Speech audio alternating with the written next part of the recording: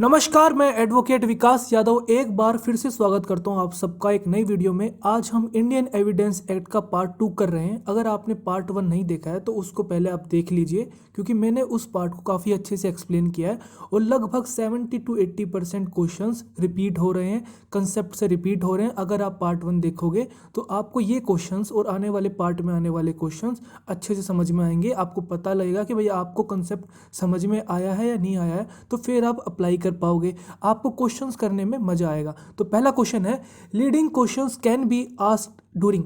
तो leading question हमें पता है कि भाई आपको यस नो टाइप के क्वेश्चंस होते हैं और ये क्रॉस एग्जामिनेशन में पूछे जाते हैं। ये कहाँ लिखा हुआ है? सेक्शन सी क्रॉस एग्जामिनेशन, आपका इंडियन एविडेंस एक्ट सेक्शन 143 में साफ साफ लिखा हुआ है। आगे बढ़ते हैं।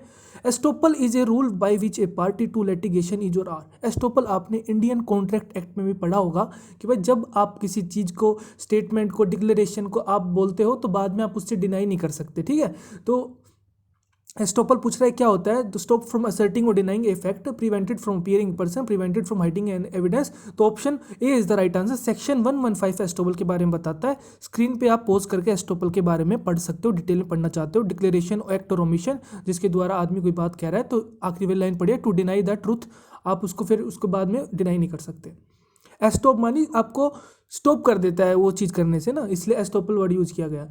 Under section 122 of evidence act, a communication made to the spouse during marriage. ये मैंने कल भी क्वेश्चन कराया था कि जो प्रिविलेज्ड कम्युनिकेशन होती है हस्बैंड और वाइफ के बीच में, और ये बस इसकी एक कंडीशन है कि मैरिज हुई होनी चाहिए उनके बीच में, और मैरिज चाहे उसके बाद टूट जाए, चाहे उनकी डेथ हो जाए, हमेशा ये प्रिविलेज कम्युनिकेशन रहेगी उनके बीच में।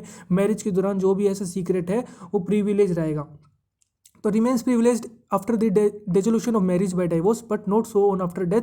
फर्स्ट ऑप्शन रॉन्ग है answer.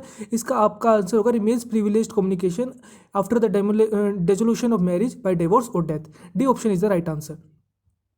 Indian evidence Act applies to the. Indian evidence Act आपका देखिए जुडिशियल प्रोसीडिंग में अप्लाई होता है। ट्रिब्यूनल्स में आपका इतना ज़्यादा प्रोसीडिंग नहीं होती है, क्योंकि वहाँ पे ट्रिब्यूनल्स का बनाने का ही मेन मकसद ये है कि फास्ट प्रोसेस हो और ज़्यादा इसके अंदर ताम झाम ना हो एविडेंसेस को लेके, प्रोसीडिंग्स को लेके। तो ट्रिब्यूनल्स और आर्बिट्रेशंस में नहीं होता है कि वो जुडिशियल प्रोसीडिंग में होता है। और अगर आप सेक्शन 3 खोलोगे तो उसमें कोर्ट के बारे में जो बताया गया है उसके अंदर आपका जो डिस्ट्रिक्ट जज होता है, आपके मजिस्ट्रेट होते हैं, यही कंसिडर किए जाते हैं। ट्रिब्यूनल्स और आर्बिट्रेटर्स कंसिडर नहीं करे जाते हैं। ट्रिब्यूनल्स में प्रिसाइडिंग ऑफिसर्स होते हैं। Fact in issue, fact in issue क्या होता है? फैक्ट इन इशू भी आपका देखोगे आप सेक्शन 3 में बताया हुआ है कि भाई फैक्ट इन इशू क्या होता है। स्क्रीन पे आप देख रहे होगे कि भाई या तो वो आपका एक कोई राइट डिसाइड कर रहा है, लाइबिलिटी डिसाइड कर रहा है, डिसेबिलिटी डिसाइड कर रहा है, या फिर आप उसको बोल रहे हो कि हाँ जी मैं एक्सेप्ट कर रहा हूँ, या उसको डिनाई कर रहे हो। तो option 4 is the right answer. सारे ऑप्शन आप देखोगे तो पढ़ के देखोगे सारे के सारे फिट बैठ रहे हैं इस डेफिनेशन के अकॉर्डिंग।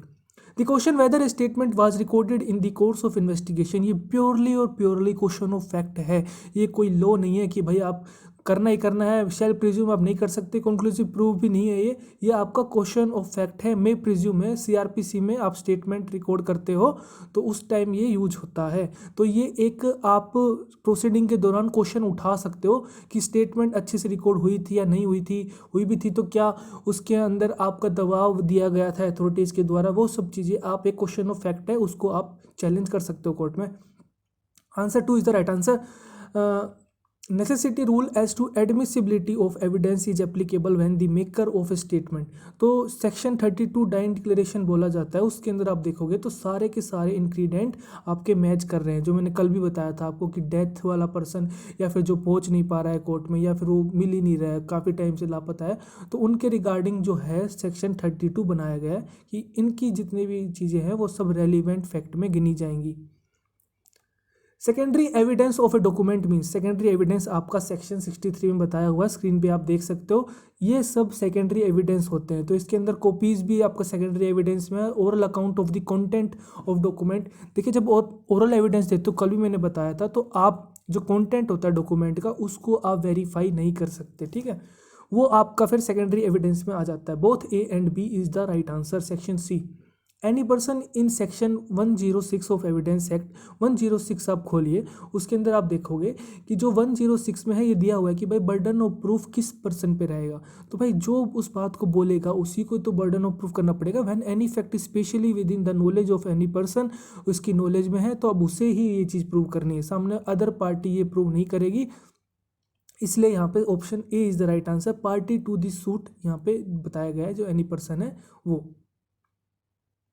ए रिट्रैक्टेड कॉन्फेशन, कल भी क्वेश्चन आया था कि भाई आपने पहले आपने अपना गुनाह कबूल कर लिया। कॉन्फेशन वर्ड हमेशा क्रिमिनल प्रोसीडिंग्स के दौरान अगर आप कोई भी चीज़ को अपनाते हो, एडमिट कर रहे हो, तो उससे कॉन्फेशन होता है। और एडमिशन वर्ड आपका मोस्टली सिविल सूट्स में यूज होता है, इसका थोड़ा ध्यान रखना। रिट्रैक्टेड कॉन्फेशन, आपने एक बार चीज़ को मान लिया कि हाँ भाई मैंने ये अपराध किया, उसके बाद आप मुकर गए, तो ये एक रिट्रैक्टेड कॉन्फेशन होता है। इसके अंदर बताया गया कि भाई रिट्रैक्टेड कॉन्फेस, खाली रिट्रैक्टेड कॉन्फेशन के बेस पे आपको पनिश किया जा सकता है, नहीं, आपको उसके साथ कोरोबरेट करना पड़ेगा। ये सुप्रीम कोर्ट ने एक जजमेंट में भी कहा है कि ये कोई रूल नहीं है, ये बस एक प्रोसीजर है कि भाई आपको देखना पड़ेगा कि भाई सामने वाले इंसान ने रिट्रैक्ट किया अपने कन्फेशन से, तो उसको अब आपको पता करने के लिए कि भाई पहले उसने एक्सेप्ट क्यों किया था और अब रिट्रैक्ट क्यों किया है, कोरोबरेट करके तभी आप उसकी कन्विक्शन को इस बेस पे दे सकते हो कि हाँ भाई उसने पहले कन्फेस किया था। A confession to be inadmissible under section 25 of Indian evidence Act. 25 आप खोलोगे तो उसमें अब बताया गया है कि भाई जो आप पुलिस के सामने जो भी कन्फेस करते हो वो इनएडमिसिबल होता है।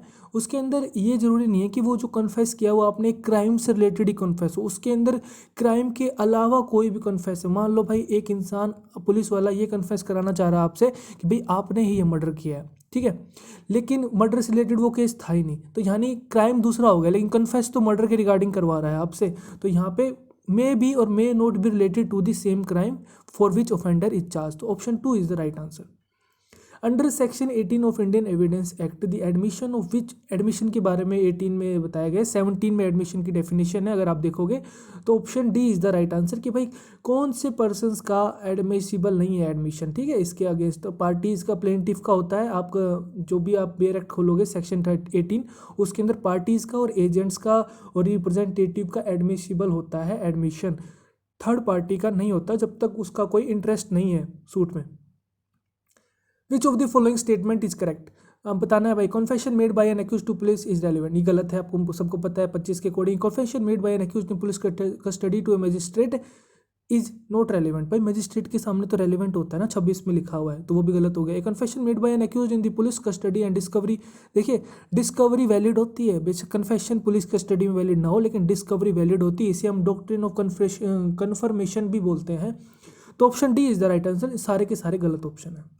What is the maximum number of witness which can be produced in A case, witness की कोई सीमा नहीं होती, आप 100 बुलाइए, 50 बुलाइए, 1 लाख बुलाइए, कितने बुलाइए, वो कोई सीमा नहीं है।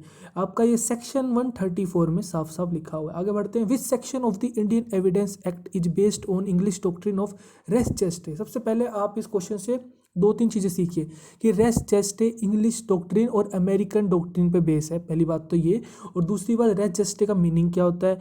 रेस जेस्टे का मीनिंग होता है कि कोई भी चीज़ अगर शुरू से लेके आखिर तक अगर कोई भी चीज़ हुई है तो उसका जो कोर्स ऑफ ट्रांजैक्शन है, things done from start to end या फिर in the course of transaction, सारी की सारी चीज़ें रेलेवेंट होती हैं, यही एक रेस जेस्टे है। और ये आपका हेयर से एविडेंस का, जो हेयर से रूल ऑफ एविडेंस है उसका एक्सेप्शन है। हेयर से का मतलब जो आपने सुना वो आपने बोल दिया, और आपका सेक्शन 60 क्या कहता है एविडेंस एक्ट का कि oral evidence must be direct, लेकिन हेयर से रूल क्या कहता है, हेयर से रूल कहता है जो वहाँ पे डायरेक्ट एविडेंस नहीं होता, मतलब जो सामने जिसने कोई चीज़ देखी है, सुनी है या फिर महसूस करी है, वो हेयर से में नहीं आती। किसी की सुनी सुनाई बात को अगर आप सामने किसी को बता रहे हो वो हेयर से रूल में आता है। और सेक्शन 6 आपका ही एक्सेप्शन है। सेक्शन 6 आपका relevancy of facts forming part of same transaction, इसका आप इलस्ट्रेशन पढ़िएगा।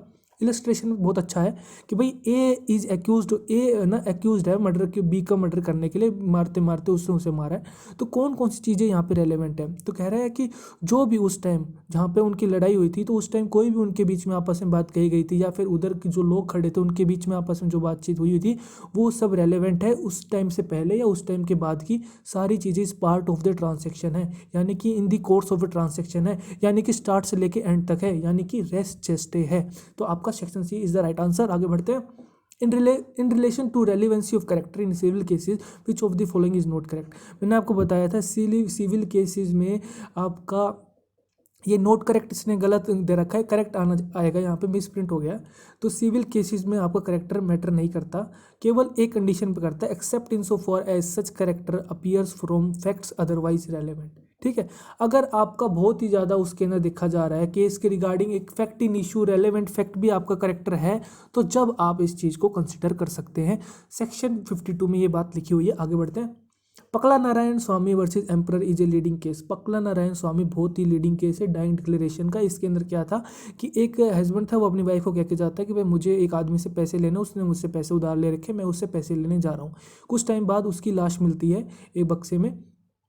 तो कोर्ट ने ये बोला कि ऐसे केसेस में जब हस्बैंड ने अपनी वाइफ को जाते टाइम जो भी स्टेटमेंट दी थी वो एक सेक्शन 32(1) यानी डाइंग डिक्लेरेशन में डेथ, इंसान से मरने से पहले जो स्टेटमेंट है वो एक रेलेवेंट फैक्ट कंसिडर किया जाएगा और ये एक सर्कमस्टांसेस ऑफ ट्रांसैक्शन स्टेटमेंट गिनी जाएगी कि हाँ भाई आपका इस चीज़ को कंसिडर किया जाएगा और इस बेस पे एक्यूज्ड पे ट्रायल अच्छे से चला सकते हैं, कोई दिक्कत वाली बात है नहीं।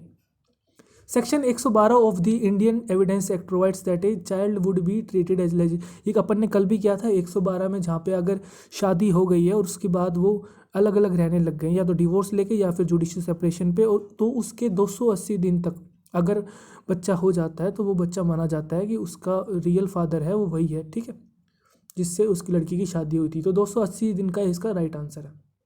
इन joint trial the evidentiary value of confession of a co-accused. Joint trial की बात आए तो आंख बंद करके section 133 read with section 30। Section 133 में अकम्प्लिस के बारे में, 30 के अंदर ये है कि जब को-एक्यूज्ड कन्फेस कर लेता है तो उसके कन्फेशन के बेस पे जो उसके को-एक्यूज्ड हैं आप उनको भी सजा दे सकते हो। तो ये बताया गया था Kashmira Singh versus state of MP में। आप ये दोनों सेक्शन पढ़ लेना, कल भी रिपीट हुए थे और बार बार रिपीट होंगे। लास्ट लाइन देखिए, confession as against such person as well as against the person who makes such confession, ये वैलिड होगा।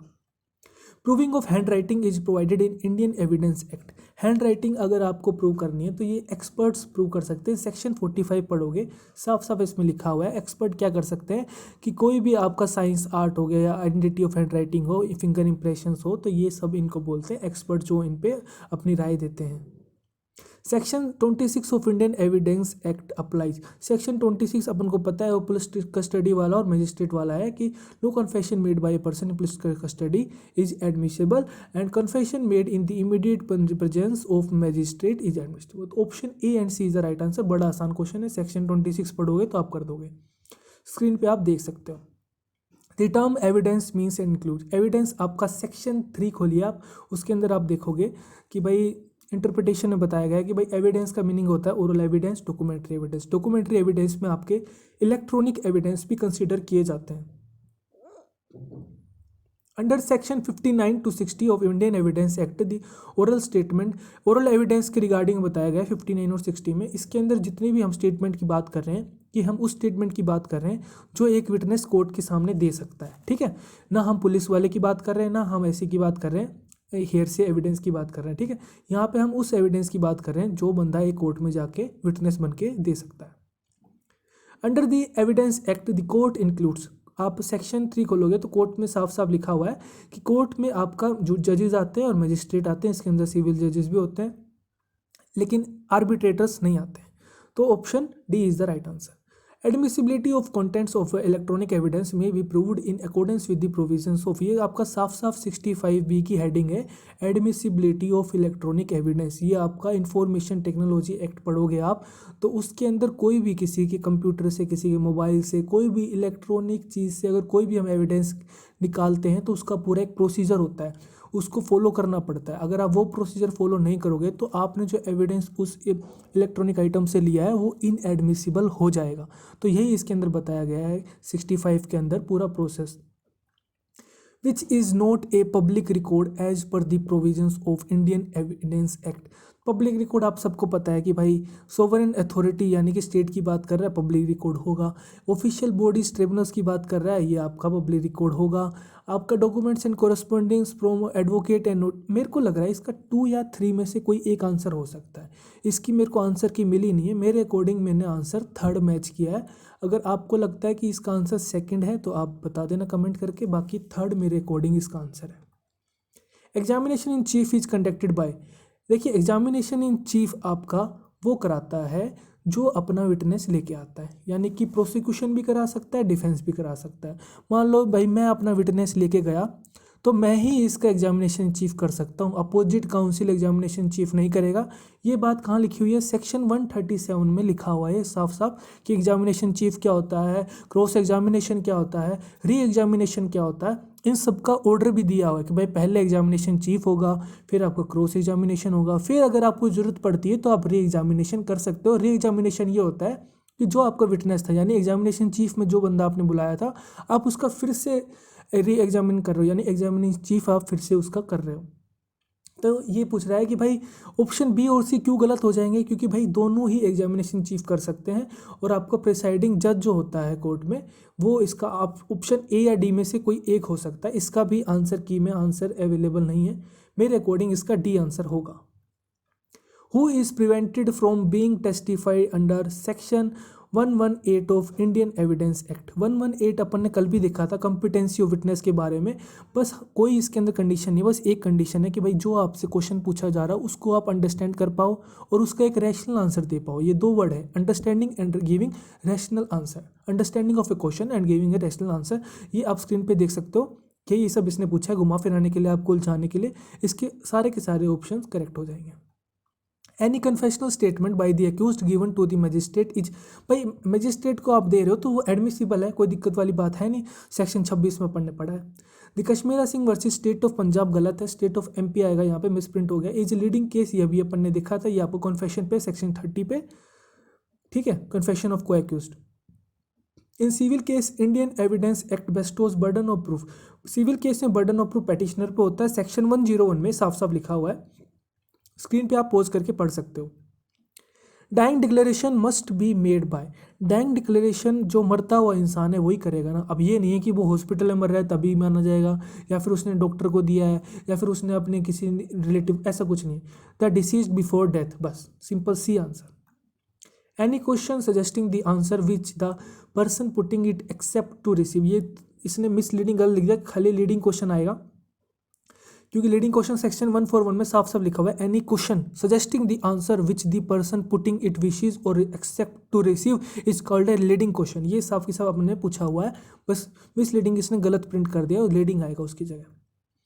इंडियन एविडेंस एक्ट इनेक्टेड इन, ये क्वेश्चन देखिए, इस टाइप के क्वेश्चन एआईबी में काफ़ी आते हैं। जो भी एक्ट होता है उसका पूछ लेता है कब इनेक्ट किया गया था, तो 3 से 4 क्वेश्चन आपको मिलेंगे, 3 क्वेश्चन मिलेंगे, 2 से 3 तो पक्का ही मिलेंगे, 4 भी आ सकते हैं। तो इसका 1872 अपन को पता है, डेट भी पूछेगा, आने वाले पार्ट में हम देखेंगे। एक क्वेश्चन डेट का भी आया हुआ है, पर्टिकुलर डेट पूछ ली उसने।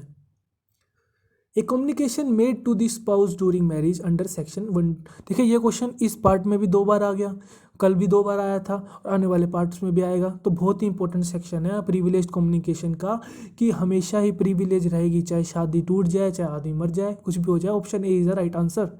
विच section of the Indian evidence act provides that an accomplice is a competent witness, ये भी देखिए सेक्शन 133 और 30, एकम्प्लिस या फिर को एक्यूज्ड, इनका कन्फेशन, ये सब बार बार रिपीट हो रहा है, तो इसका आप ध्यान रखना, इंपॉर्टेंट चीज़ें हैं। सेक्शन 133 एकम्प्लिस के बारे में होता है, वो इसका राइट आंसर है। स्क्रीन पे आप देख सकते हो। इसी के साथ ही अपना पार्ट 2 कंप्लीट हो गया, एक पार्ट और बचा है, फिर अपना इंडियन एविडेंस एक्ट कंप्लीट हो जाएगा। वीडियो अच्छा लगा, वीडियो को लाइक करिए, खुश रहिए, मुस्कुराते रहिए, देश का ख्याल रखिए। जय हिंद।